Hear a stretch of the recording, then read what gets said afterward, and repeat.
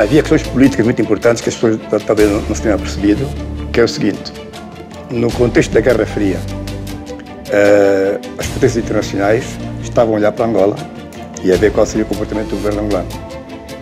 Angola, nós dizíamos, estava na charneira entre os interesses do Ocidente e do Leste. Então ninguém queria perder Angola. Das majors, havia 7 majors no mundo, nessa altura chamavam-se majors, as grandes companhias internacionais de petróleo. Dessas 7, 4 foram para Angola. A Mobil, a Shell e a Texaco, e uma que foi para a exploração, que foi a Gulf Oil, Cabinda Gulf Oil em Cabinda. Além dessas, só havia mais 2 companhias, mais 2 empresas petrolíferas dedicadas à distribuição e à produção. Uma que era a Petrofina, uma empresa belga, e havia mais uma empresa portuguesa, a Angol, que era afiliada da Sacor portuguesa. E do ponto de vista do desenvolvimento do país, todo mundo estava com medo. Todo mundo tinha receios, porque não sabiam para onde é que Angola iria.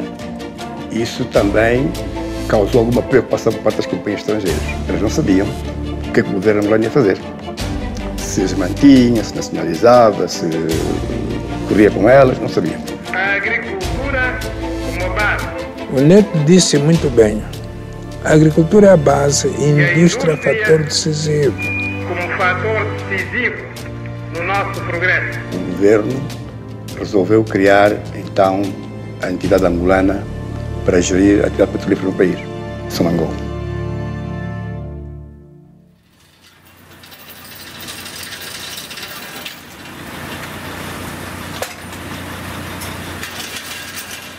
O peso do petróleo antes da independência era negligível, portanto, em termos de receitas não tinha grande impacto.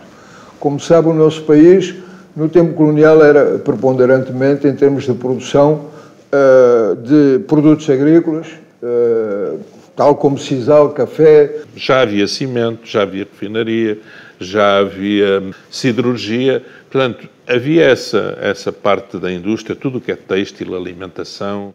Portanto, o petróleo representava relativamente pouco, digamos, no PIB local, no PIB de Angola.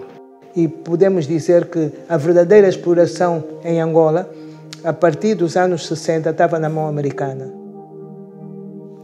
A Mobil era uma multinacional americana, numa dada altura, isso já em 75, que eu vou para o escritório e quando chego ao escritório não estava ninguém, só o administrador. Eu não sabia o que estava a passar, tinham todos ido embora. Eu fiquei sozinho naquela Mobil, eu, o mato administrador e depois os outros colegas nacionais tinham ficado. O meu contacto primeiro com a indústria petrolífera aconteceu mesmo na Cabinda Gulf Oil Company. Era o petróleo que saía de Cabinda que praticamente sustentava, digamos, o governo do Império naquela altura. O governo americano terá ordenado a Cabinda Gulf para fechar as operações. Levaram consigo todos os meios que havia de suporte à operação, quer os barcos de serviço, quer os helicópteros que trabalhavam no Malombo. Na altura era o Kissinger, o homem dos negócios externos, não é? Fez uma grande pressão, porque esta guerra que em Angola se fazia, não era uma guerra por poder, obviamente, mas alimentada pelas 2 grandes potências na altura. De um lado os americanos, do outro lado os soviéticos, não é? Havia um problema, né? As companhias de petróleo no mundo são companhias que foram criadas pelos países do Ocidente. E nós tínhamos as relações com os países do Ocidente não eram muito boas com todos os países do Ocidente. Então havia países que não tinham boas relações conosco, com o governo, e estavam aqui instalados. Então a relação, a comunicação, o entendimento tinha que ser diferente. Abandonaram o campo e quem estava lá? Tanto Eu era o único engenheiro que havia, era eu, e mais alguns quase intermédios angolanos. E quem ficou no acampamento foi para manter operações mínimas. O governo pediu-nos para facilitarmos o carregamento de petróleo que estava em estoque para abastecer a refinaria de Luanda. Então, houve, digamos, petroleiros que saíam de Luanda para Cabinda, para carregar, vinham para a refinaria e voltavam. É a única coisa que se fez. Depois estava fechada.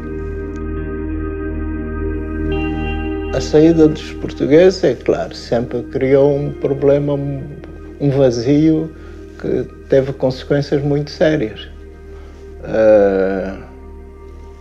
Porque os portugueses, uns não queriam sair, queriam ficar cá, mas acabaram por sair por uma questão de receio. Como havia confrontações entre, principalmente, o MPLA e a FNLA, eles tinham receio de serem apanhados no meio disto. Outros queriam sair mesmo porque não estavam para ser mandados, como eles diziam, por pretos. Naquele tempo até os barbeiros eram portugueses. Não digo até os barbeiros, digo até os coveiros eram portugueses.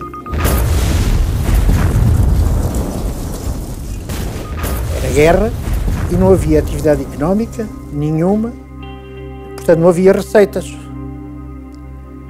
O petróleo também parou praticamente porque uma das grandes fontes de receitas de Angola era o petróleo da Cabinda Gulf.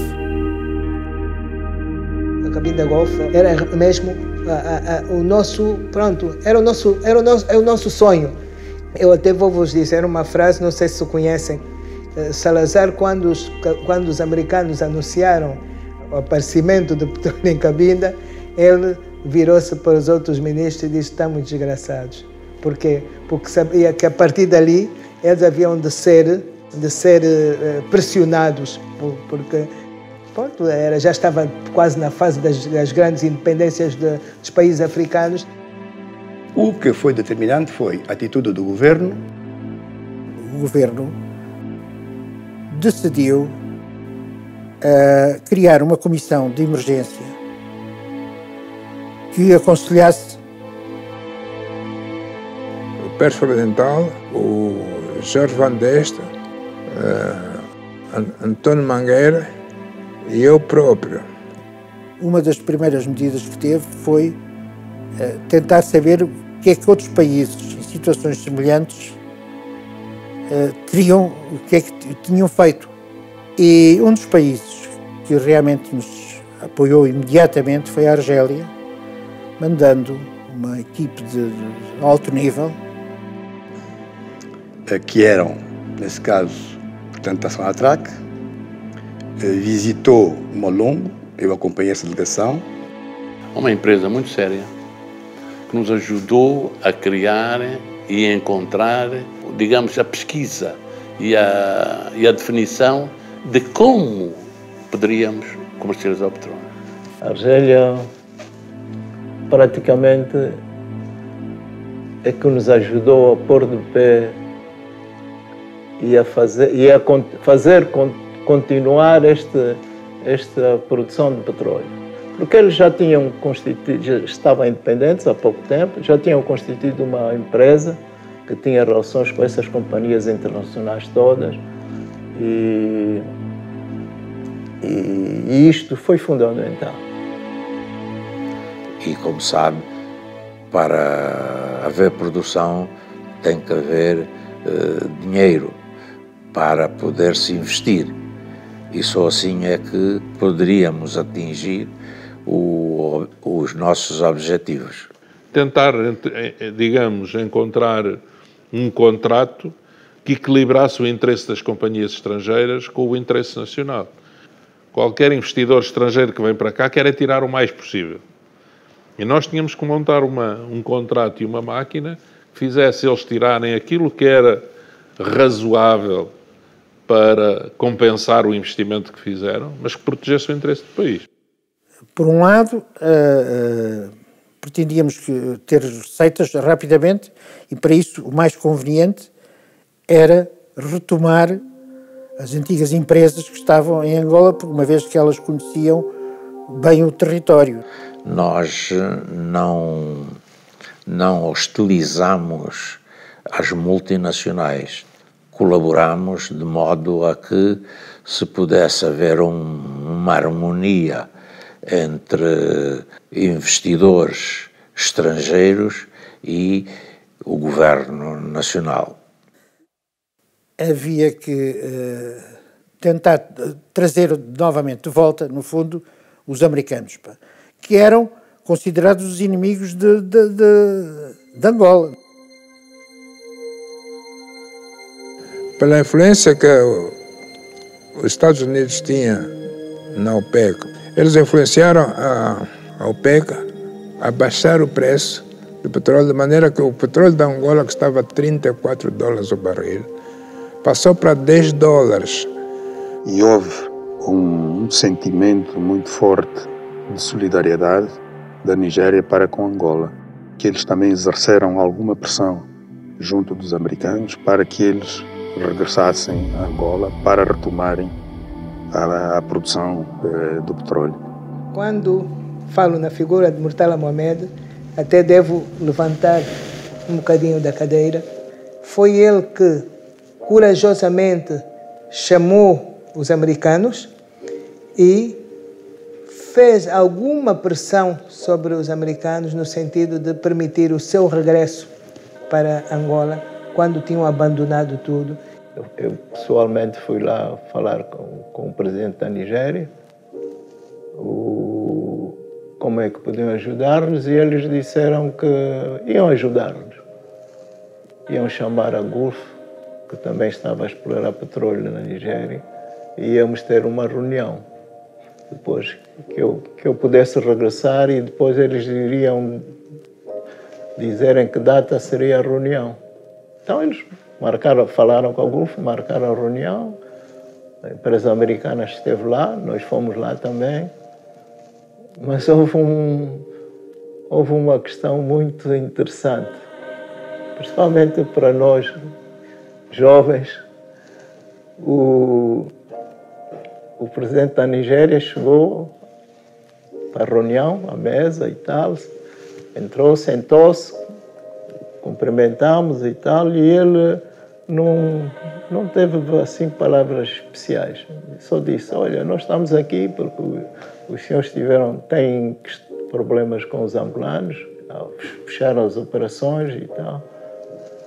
De maneira que eu só queria dizer-vos que os senhores têm um mês para retomar as operações em Angola. Se não retomarem, saiam imediatamente aqui da Nigéria. Depois as pessoas queriam intervir, dizer qualquer coisa, mas o presidente já não autorizou. Levantou-se e foi-se embora. Eu tive a ocasião de visitar a Nigéria, Lagos, fui ao palácio e me mostraram o sítio onde ele foi assassinado, à porta do palácio. Que a morte do Murtala Mohamed tem a ver com a posição que ele tomou em relação ao caso de Angola. Pouca gente, eu tenho pena disso, sabe o que esse presidente representou para a Angola chegar até onde chegou, no sentido positivo de ser uma nação, um país reconhecido internacionalmente. A Gulf Oil, a tomar aquela atitude, pensavam que nós íamos nacionalizar, porque éramos considerados como um país de esquerda, né? E nós, no primeiro encontro, mostramos a Gulf Oil que não iríamos nacionalizar se eles repusessem a produção em 6 meses a 90 mil barris dia contra os 130 mil barris dia. aceitou, repôs a produção em muito menos tempo. Desenhámos os primeiros contratos, fizemos as primeiras negociações, portanto, atraímos numa situação de guerra e com o país praticamente falido e sem uma administração reconhecida, conseguir trazer companhias de petróleos nessa altura não era fácil, como é evidente. Esse grupo do qual eu fiz parte trabalhou e recomendou aquilo que devia ser feito. Uma das situações foi a necessidade de que termos, digamos, uma empresa que atuasse em Angola, que fosse, digamos, o braço direito da atividade petrolífera em Angola. Angol e Sacor, que eram empresas portuguesas, e eles é que nessa altura lideravam o petróleo no país. Tivemos que negociar. Nós tomamos Angola quase de assalto entre aspas, e foi uma conversa entre as pessoas que faziam parte desse núcleo duro e da Direção Nacional dos Petróleos, o engenheiro Pérez Fardental, o Monti, o engenheiro Desidério, que foram a Angola e foi declarado para que nós iríamos comprar aquilo. Isso é uma história um pouco caricata, porque há uma proposta que vem do Ministério dos Petróleos para a nacionalização, através de um documento, e essa carta era dirigida ao Ministério do Plano, se não me engano, ou à Presidência. O que é que sucede? A quem foi distribuir a correspondência, em vez de entregar a carta no destino, foi entregar a carta a Sacor. E a carta foi para o administrador que existia aqui, que era o português que geria. Ele teve conhecimento da carta, verificou que havia a nacionalização e nesse mesmo dia foi embora à noite. O que quer dizer que, antes de se tornar pública a nacionalização, ele já sabia o que é que iria suceder. Depois veio o decreto de 76, que nacionalizou a Angola. E daí começou a ação na Angola. Era preciso criar uma nova entidade, né? Era uma sociedade. E nós seguimos aquilo que era mais ou menos entre os países produtores africanos, que era uma sociedade anónima, que pertencia ao Estado, porque o Estado é que era o proprietário das concessões. As atividades começaram a 25 de fevereiro de 1977. E, com o seu papel de concessionária, passou a ter ela própria produção sua e exportar. Quer dizer, eu vendia quem eu quisesse e não quem eles vendiam. A partir do momento em que a Sonangol começou a vender, que era uma situação que não havia antes, os nossos preços da Sonangol eram sempre superiores aos preços da Gulf Oil, que estava há anos e anos nos mercados, não é? Pô, que era uma boa diferença. E a Gulf Oil começou a subir, também teve que subir os preços. O diretor-geral, naquela altura era a direção-geral, é o Pérez Fardental, né? Tem um diretor para a área administrativa, José Moraes Guerra, e um diretor adjunto, né, para a área técnica, o próprio Desidério Costa.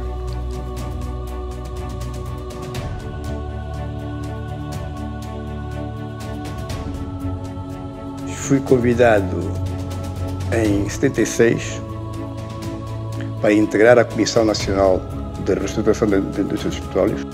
Era constituída pelo engenheiro Pérez Fardental, que era o coordenador, o engenheiro Desidério Costa, Moraes Guerra, que era advogado, depois dois engenheiros jovens, que era o engenheiro Jorge Van Deste, e eu. Essa comissão teve como missão estruturar aquilo que deveria ser, digamos, depois o setor dos petróleos, o setor estatal dos petróleos do país. Pérez Fardental, Desidério Costa, Antônio Mangueira e Jorge Van Deste foram para Sonangol e Moraes Monte para diretor nacional dos petróleos.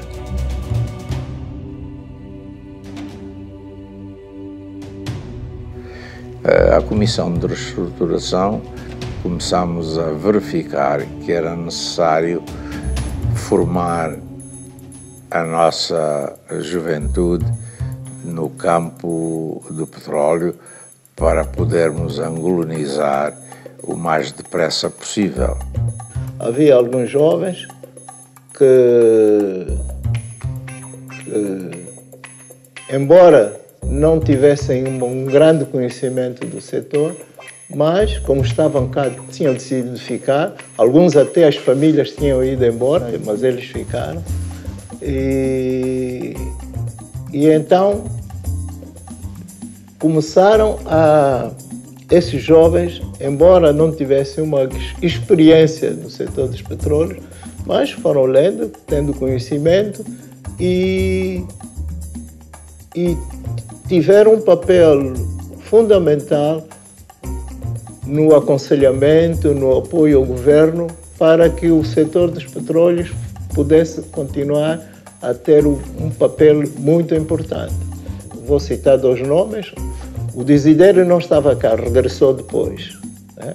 Mas era um jovem, não era do setor dos petróleos, mas começou logo a entrar para este setor. O Desidério Costa, o Pércio Fredental, que também ficou cá.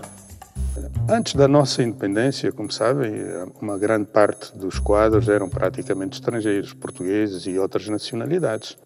Estavam com alguma representação angolana, mas eram muito poucos quadros angolanos integrados nessas empresas. Nós precisávamos de quadros. Nenhum país se desenvolve sem recursos humanos. Fizemos um programa, né? Abrimos inscrições, onde se candidataram cerca de 400, né? E desses 400, só aproveitamos 100. São desses 100, dos quais 80 foram para a Argélia, os engenheiros. E o nosso grupo era muito mais reduzido, de cerca de 16 quadros, que juntaram-se e foram para a Itália. Nós mandamos para a Itália muitos estudantes também, para eles formarem nesta área. Todo mundo que foi fazer formação na Argélia e na Itália foi para a parte da produção, do upstream. Quer dizer o quê? Foram formados em geologia, geofísica, sísmica. Uma terra que desconhecíamos, primeiro culturalmente um pouco diferente, né? Eles são muçulmanos e tivemos que nos integrar, que não foi nada fácil e sobretudo, grande parte dos colegas não dominavam a língua francesa, então tivemos que fazer um esforço muito grande para se integrar no mundo estudantil e mesmo na sociedade argelina. E nós, quando chegamos à Argélia, em 76, era 4 anos depois deles terem nacionalizados tanto o setor dos petróleos. Então, já encontramos argelinos a desenvolver, argelinos a operar, portanto, os campos petrolíferos. Vindo desta formação, juntamos aos vários setores que estavam ligados à indústria petrolífera, neste caso a Petrofina primeiro. Eu pessoalmente integrei uma empresa francesa dos petróleos, que é a Total. Portanto, foi uma visão naquela altura em que produziu os seus frutos e que a política que foi sendo seguida foi continuada até os dias de hoje.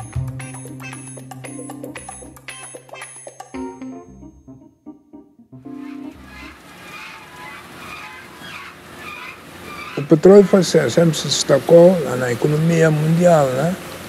E nós sabíamos que devíamos aproveitar da melhor forma esta riqueza natural, né? O petróleo, esse produto que traz tanta guerra no mundo, é um mineral, né? É um mineral, porque existe no subsolo, embora no estado líquido, mas não deixa de ser um minério, o petróleo, e é um produto formado por hidrocarbonetos. O que são hidrocarbonetos? Fundamentalmente por hidrocarbonetos, são compostos formados de carbono e hidrogênio. O petróleo não existe em nenhum lago, como muita gente pensa. É um poço, quando se vai falar petróleo, não, o petróleo está dentro de pedras, de uma pedra porosa.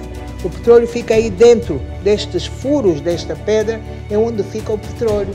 Quando se vai extrair o petróleo, o que se faz é partir essa rocha e fazer com que este líquido venha para a superfície.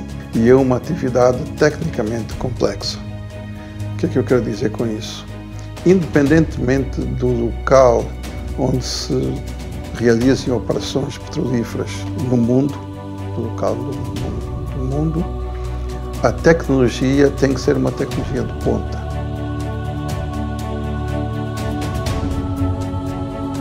O petróleo só tem valor quando refinado. Por isso é que existem as refinarias. Porque eu pego naquele petróleo bruto, que é uma massa escura, parece asfalto, assim, mole, escurecida, vai para uma coisa que se chama torre de destilação, que é a parte central da refinação. É uma torre que é aquecida com fornos com temperaturas muito altas e dali começam a sair os produtos. Sai primeiro o gás, depois do gás sai o produto que vai depois dar origem à gasolina, o gasóleo, por aí fora.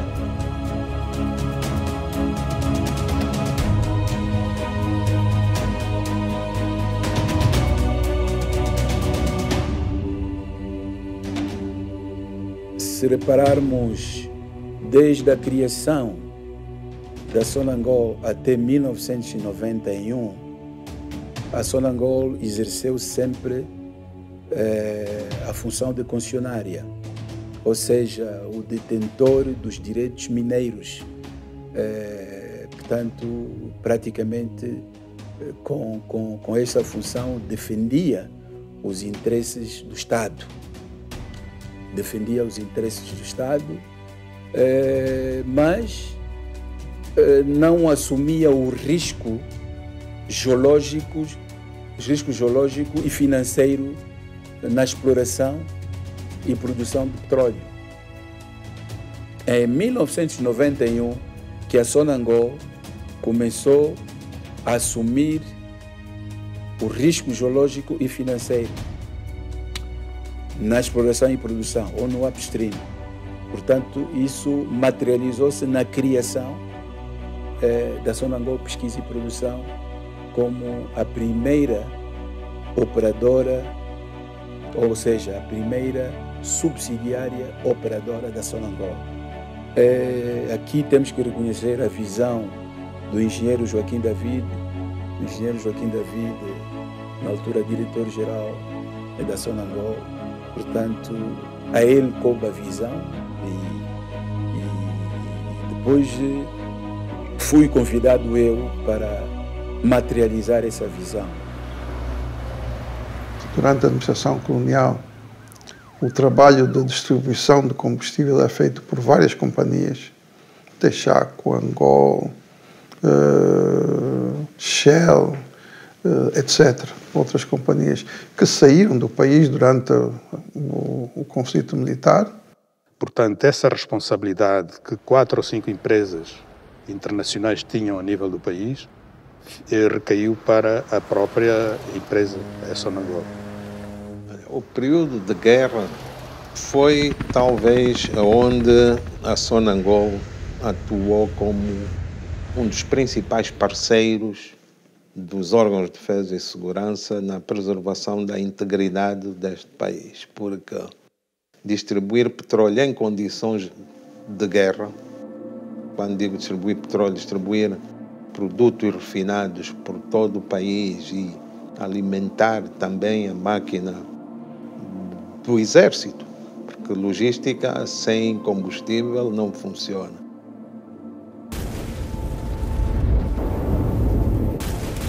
A guerra, os sul-africanos no sul e os zairenses no norte, eram uma condicionante à nossa atividade, especialmente na área de distribuição.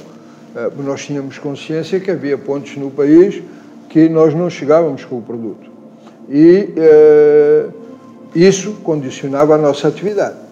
E, aliás, eu fui responsável, fundamentalmente, da área do que nós chamamos no setor o downstream, portanto, a área da comercialização e o marketing interno. As dificuldades foram imensas. Nós, para fazermos chegar o combustível nos vários pontos ou nas várias províncias do país, foi, de facto, uma epopeia muito grande. Porque, naquela altura, nós utilizávamos e integrávamos os nossos caminhões, os nossos motoristas, e muitas vezes levavam muitos dias para fazerem chegar o combustível, porque tinham que ultrapassar várias adversidades. Nós tivemos heróis, tivemos motoristas mortos em emboscadas quando faziam esse serviço.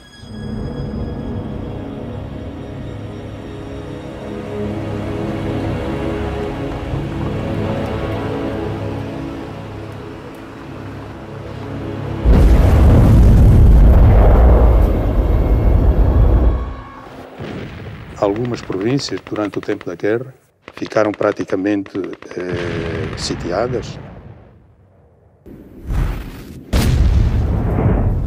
Houve uma sabotagem em termos de distribuição, uma sabotagem significativa, que foram as instalações de armazenagem dos combustíveis no Lubito.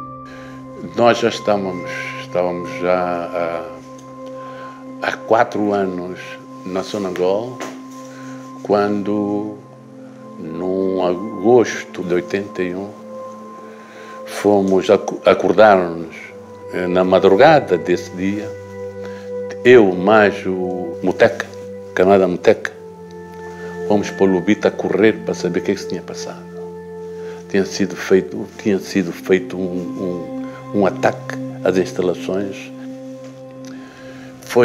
Aquilo era uma imagem terrífica, porque estávamos a chegar ao Lubito, e não se via nada, estava cheio de fumo. Eu disse ao camarada Muteca, camarada Muteca, faça o favor, transmita para Luanda, ao chefe, que é preciso urgentemente acudir à refinaria, porque nós vamos ter problemas com a refinaria. Uns dias depois, foi o ataque à refinaria. Eles atacaram. Os sul-africanos vieram atacar. Esta é a refinaria da Sonangol, a poucos quilómetros da capital. Ainda são visíveis os estragos do ataque às instalações. Essa sabotagem provocou, portanto, problemas sérios para o abastecimento e fornecimento de combustíveis na zona centro-sul do país.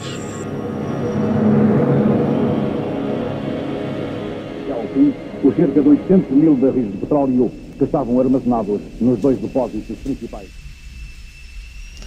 Foram tomadas, alguns colegas estiveram perdidos durante 2, 3 dias até serem encontrados, alguns fundamentalmente expatriados tinham sido raptados, e quando foi da retoma da região, da área do Soio, nós encontramos praticamente todas as instalações destruídas e alguns poços ainda a jorrarem óleo.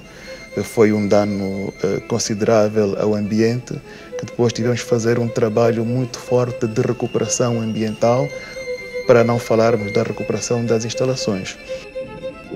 Qualquer coisa como 14 milhões de dólares. E para nós acudirmos a toda essa situação, eu tive que fazer um acordo com a Mark Richt na época para mandarem combustível para Angola, não importa, que não se importassem com a história da carta de crédito. Nós iríamos regularizar isso em devido tempo. E assim fizemos, e nunca faltou combustível aqui em Angola por causa dessa. Nós, todas as semanas, tínhamos uma reunião para analisar os estoques petrolíferos do país todo no tempo da guerra. Estava lá um militar sentado conosco. Quanto é que tem de estoque no Namíbia? Quanto é que tem no estoque em Luanda? Quanto é que tem em Cabinda? Quanto é que tem ali? Quanto é que tem ali? Os estoques todos, porque é por causa da guerra. Mas nestes eventos sempre foram surgindo soluções alternativas para que o país não ficasse sem o abastecimento normal. Foram sendo encontradas as várias soluções, entre as quais, por exemplo, armazenagem no mar, alguns navios alugados, portanto, permaneciam aí para fazer a armazenagem dos combustíveis, mesmo quando a refinaria foi sabotada. A exploração petrolífera foi essencialmente feita no mar, no offshore. E, portanto, foi possível desenvolver os campos petrolíferos no mar, pô-los em produção, exportar o petróleo, ter as receitas, com alguma tranquilidade. Aliás, se só fosse ao contrário, não era possível atrair investidores.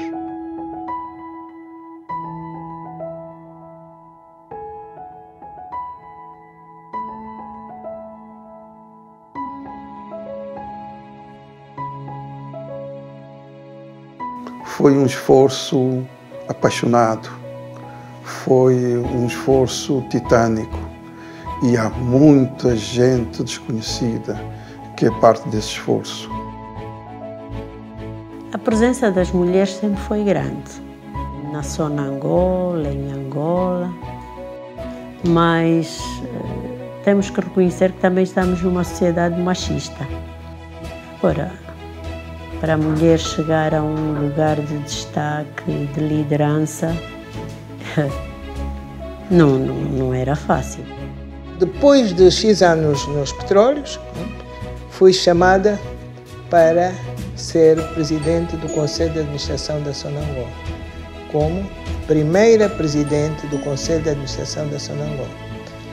Foi fácil? Não foi. Não foi, vocês imaginem o que é encontrar pessoas que já lá estavam há 10 anos, há 8 anos, e aparecer alguém, e acima de tudo, uma senhora, uma mulher. Isto não foi fácil.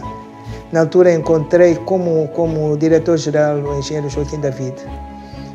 Eu compreendo que para ele deve ter sido também uma surpresa, porque primeiro não foi avisado, provavelmente, e depois o presidente do Conselho de Administração está acima do diretor.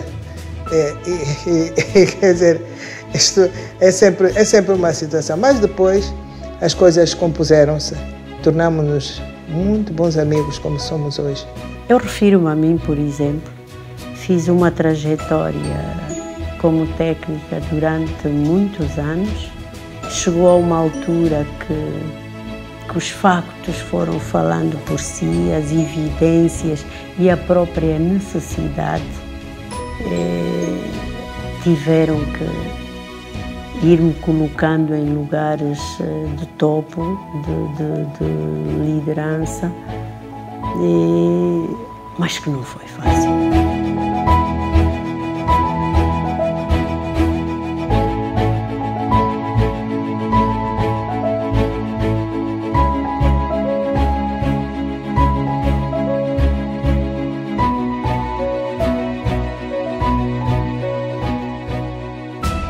Sonangol contribuiu para a formação de muitos quadros, porque a Sonangol tinha um programa de formação de quadros.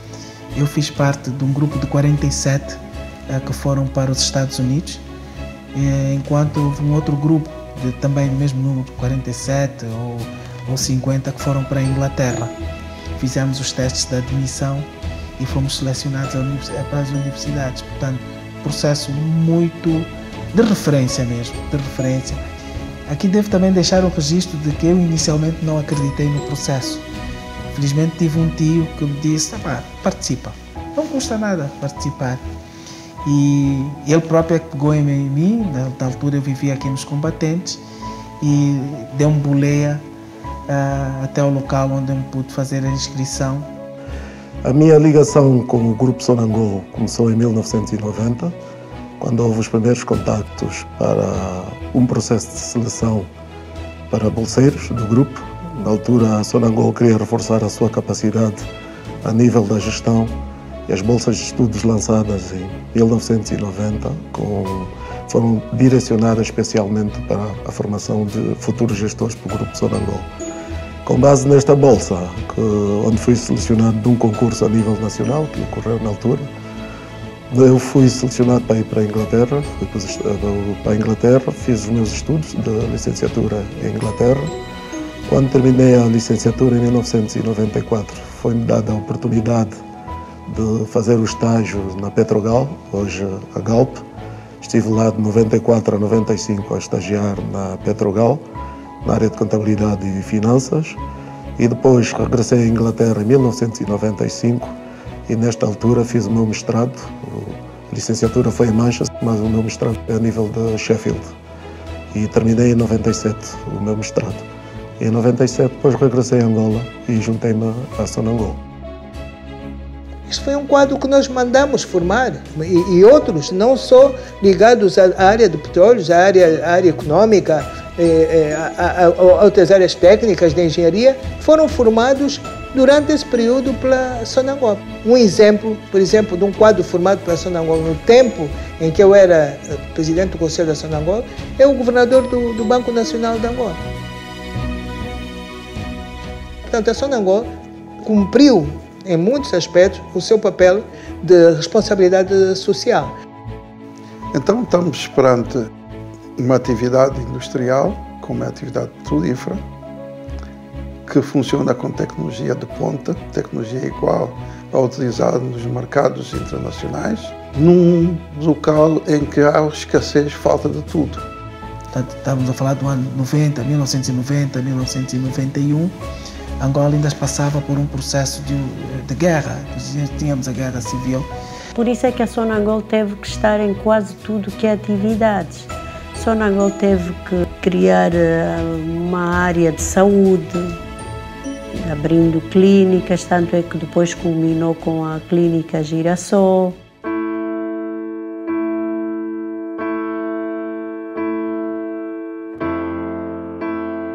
Eu sou o Gado Miguel. Sou cirurgião cardiotorácico na Clínica Girassol. No ano de 2006, quando da comemoração do 30º aniversário do Grupo Sonangol, saiu um edital no Jornal de Angola buscando candidatos para bolsas de estudo no exterior do país. Foi aí que me candidatei, passei por um processo rigoroso de seleção e, como já estava no 6º ano de medicina, fui aconselhado a fazer um curso de pós-graduação de carreira médica mesmo. Foi aí que fui ao Brasil, fiz a cardiologia pediátrica e, quando saí daqui de Angola, não havia cirurgia cardíaca e foi assim que, ao final do curso, solicitei a Sonangol e fui permitido a estender a bolsa para fazer então um curso de cirurgia cardiotorácica, e assim aconteceu. A cirurgia cardíaca é uma especialidade de muita responsabilidade, porque você trabalha diretamente com o órgão vital, que é o coração.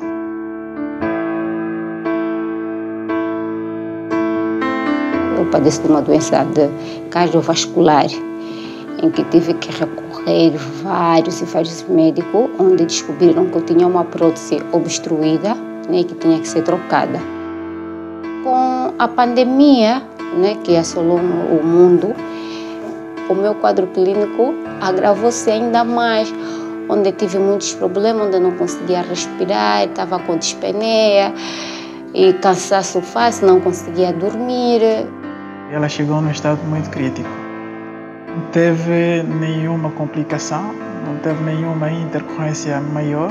Ao contrário da expectativa que tivemos no pré-operatório, ela teve um transoperatório e um pós-operatório surpreendente, sem qualquer problema. Isto tudo é o percurso da Sonangol dentro da sua responsabilidade social ligada à saúde. Teve que ter creches para que as suas trabalhadoras pudessem deixar os filhos e trabalhar sem preocupações. Ela contribuiu não só para o desenvolvimento econômico e social do país, mas que foi um instrumento utilizado para os frutos que nós podemos hoje verificar a nível do país. Uma das grandes vocações da Sonangol é a responsabilidade social. Desde a sua criação, a Sonangol sempre procurou estar presente na vida de todos os angolanos. Procurou sempre apoiar ações que pudessem, de facto, dar alegria às populações.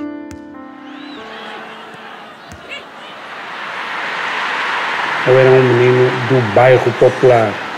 Hoje, modéstia à parte, sou um cidadão, não é? Sou um menino de Luanda. Luanda toda conhece. Eu digo que tenho 3 instituições muito importantes. E por hierarquia eu digo a minha família, o meu bairro, o bairro popular e o Petroatlético de Luanda. Essas 3 instituições são a razão da minha existência, naturalmente. A minha formação humana é decorrente do Petro, é dentro do Petro. A minha formação estudantil é dentro do Petro, é tudo ligado ao Petro. E a riqueza é isso mesmo, a responsabilidade social é isso mesmo, é fazer com que esses dinheiros, com essas iniciativas em escolas, hospitais, possamos criar estruturas que de facto sirvam e beneficiem as populações. Portanto, uma empresa da dimensão e do tamanho da Sonangol tem de ter sempre uma vertente social muito grande.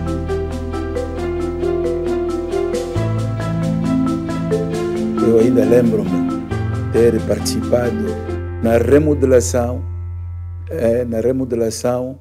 do Museu de Banza Congo. Portanto, eu estou a recordar ainda o nosso colega Joaquim Bundi, que era o delegado da Sonangol no Soio.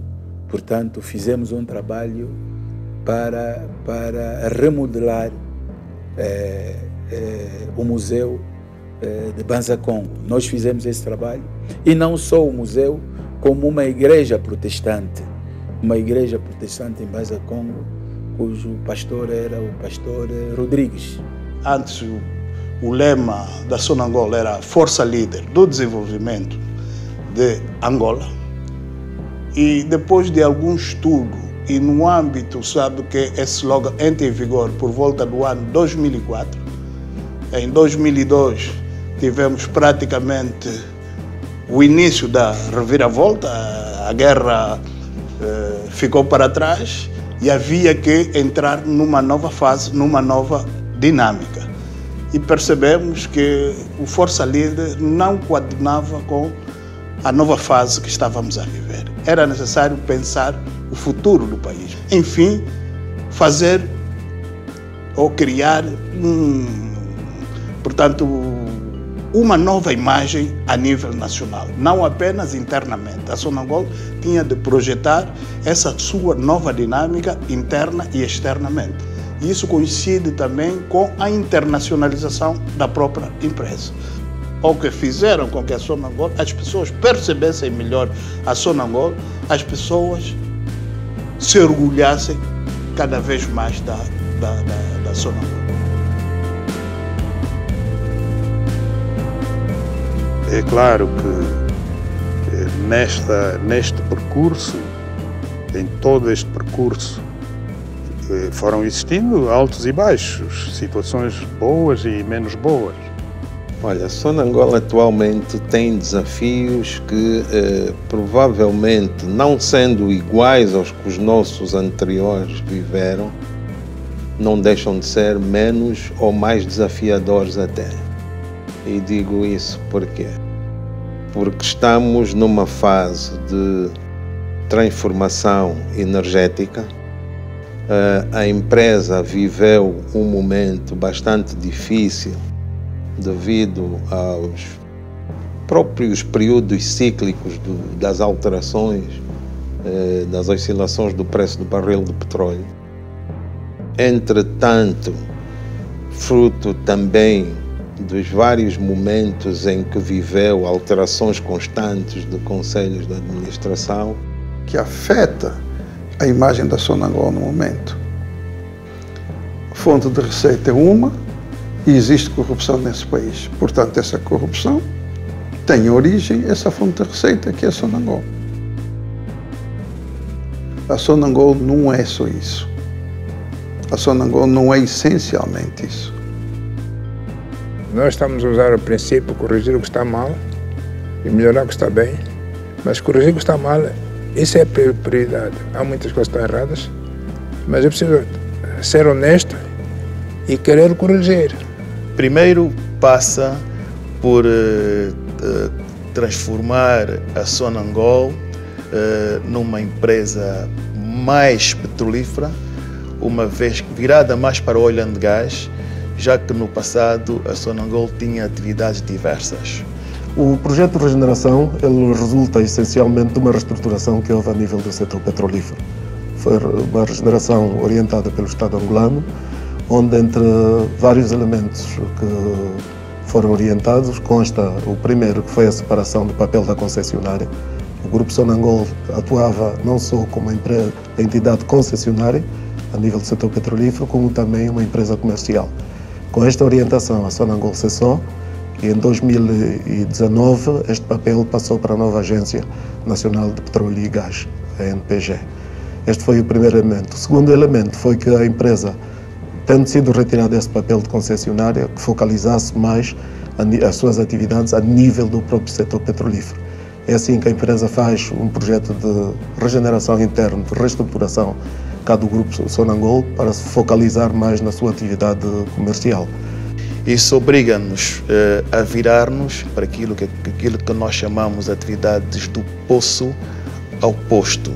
Isso que significa? Concentrarmos-nos na atividade de exploração, desenvolvimento e produção de campos petrolíferos, que nós esperamos que até 2025 já não tenhamos necessidade de importar derivados, mas sim tornarmos-nos num exportador de derivados de petróleo, principalmente para regiões que são vizinhas ao nosso país.